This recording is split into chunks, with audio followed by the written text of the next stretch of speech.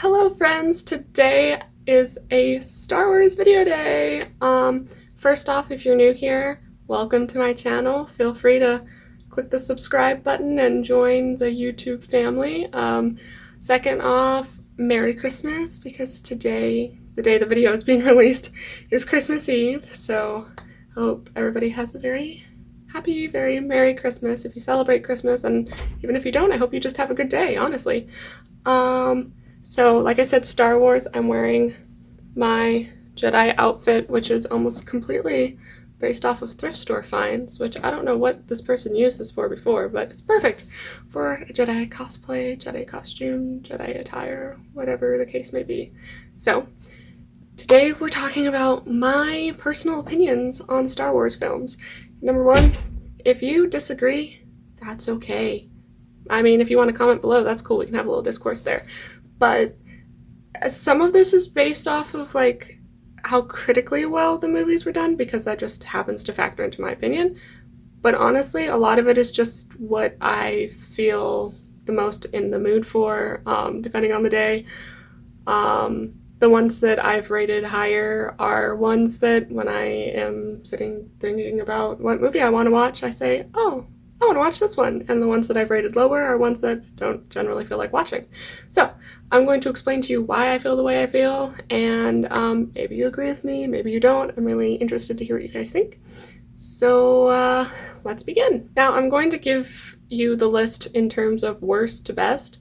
So I'm not doing any of the TV shows, any of the animated films, none of that. I'm just doing the live action movies.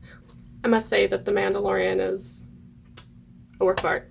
So, we've really been enjoying that as a family. But anyway, now back to the movies. Number 11, again, from worst to best, for me, that's Solo, A Star Wars Story. Now, I didn't think it was as terrible as everybody else seemed to think. I don't know, people seem to really hate it for some reason. I didn't dislike it, it just didn't really do anything for me. So I don't feel a strong urge to go and rewatch it. I think it was kind of interesting to see, oh, well, what happened during that time? But again, I don't know that I really needed to know, and plus it set up a story that maybe they'll come back into later, maybe they won't. It's just sort of there. So I don't have a strong opinion either way on the film, which is why I ranked it last. In place number 10, I have Episode 3, Revenge of the Sith, and I know for a fact there's going to be a lot of people that disagree with me on this, but I think the main reason I placed it so low is because it just makes me sad. I never really sit down and say, I really want to watch Revenge of the Sith. That's just not something I do. Because, I don't know, maybe it's Anakin and the younglings. Maybe it's just that everyone is sad for most of the movie. Padme dying. There's a lot. There's some kind of bad dialogue too, because it's one of the prequels and those tend to have issues. But if you liked this movie more, that's fine. It's not one of my favorites. In place number 9, I have Episode 9, coincidentally, and that is The Rise of Skywalker. Now, this was a weird thing for me because right after I watched the movie, I thought, oh, there was so much nostalgia, I really liked it. And then once I sat with it for a while, I realized I had a lot of issues with it. Now, this is not going to be a full in-depth video of my review of Rise of Skywalker because that could be its own thing, but I think one of the main issues I had was the entire Palpatine situation. That was just not needed, not wanted. It didn't actually make sense. It just felt random and thrown in, and I didn't like it, and I preferred Rey as nobody and not a Palpatine. Honestly, not as a Skywalker either. I liked how The Last Jedi set her up that way. So, in place number 8, I have Episode 2, Attack of the Clones. This movie is hard to watch. So, as a child, I didn't really see anything wrong with this movie, but going back when I was older, the dialogue, yeah, not great, not George Lucas's best work. It's just, there's a lot of cringe just throughout the movie. However, there's also a lot that I think about, and I think, oh, I want to watch this scene again. I don't know why. Maybe it was because I watched it as a small child, and so there's things that make me feel nostalgic, make me want to come back to it. But I think between this one and Revenge of the Sith, I tend to like this one better, even though Revenge of the Sith is a better movie. So that's just my opinion. In place number 7, I have Episode 8, The Last Jedi. Now, this movie tore apart the Star Wars fandom. We had one side that adored the film, and another side that hated it so intensely that they wanted it decanonized. They tanked the reviews on Rotten Tomatoes and IMDb and everything. It was a real effort to lower the score of this film, even though critically it wasn't seen as a awful film. So I don't like anything that really divides people that much. I think that that's an issue. However, I liked it. I have more issues with it now than I did when I first watched it, and I think my issues are actually more as the editing of the film and stuff, not actually so much in the character development. My main problem in terms of character development and such is that there was no plan for the sequel trilogy. They've said this, where each was supposed to have its own director, each one was supposed to be its own thing, and they didn't have the ending done before they started filming the beginning, and that's not a good idea, because I mean, even with TV shows, you can tell which ones are planned out and which ones they're just sort of going along and seeing where it takes them. For something as important as Star Wars, not a good idea on their part. Now, if they had taken The Last Jedi and continued on with the narrative that it set up, I would have been a lot happier with it as a film, because, as I said before, I like Rey as a nobody. I think they should have done more with Finn. There were some decisions that were made in this movie that they've spoken about, saying, oh, we had it planned this way, but then we just swapped this, and you can tell that it's just a little bit messy in that aspect. And I also have issues with the whole Luke-Kylo Ren situation. I don't think that that's realistic.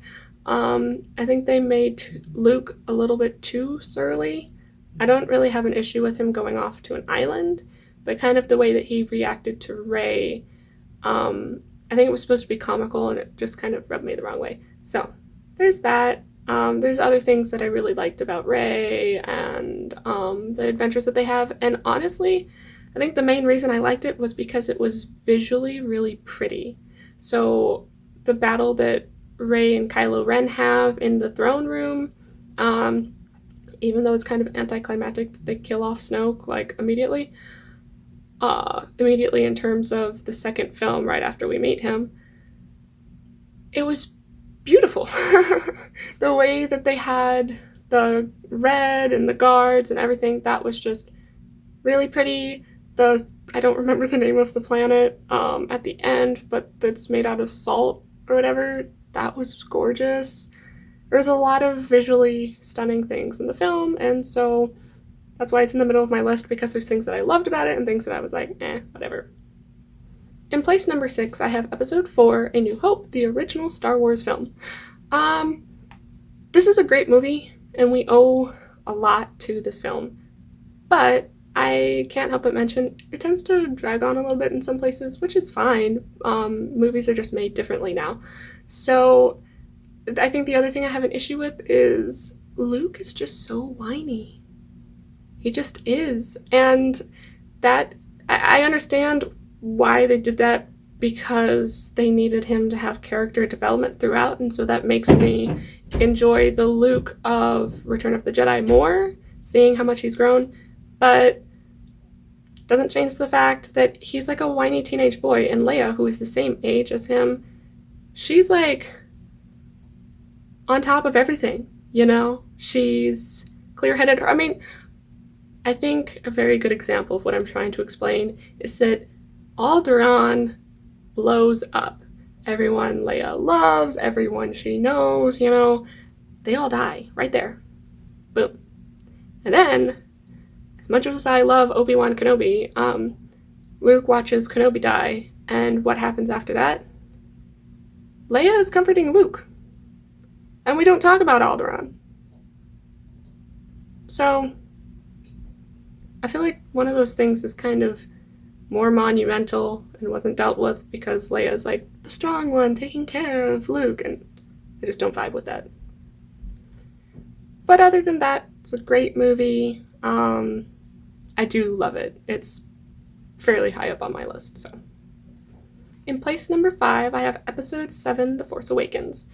And this made me really excited for the whole sequel trilogy. When I saw this, I felt like it felt more like a Star Wars film than a lot of the prequels did. And it was pretty, it introduced some cool characters. I kind of wish that they had just started with that and then continued on that narrative.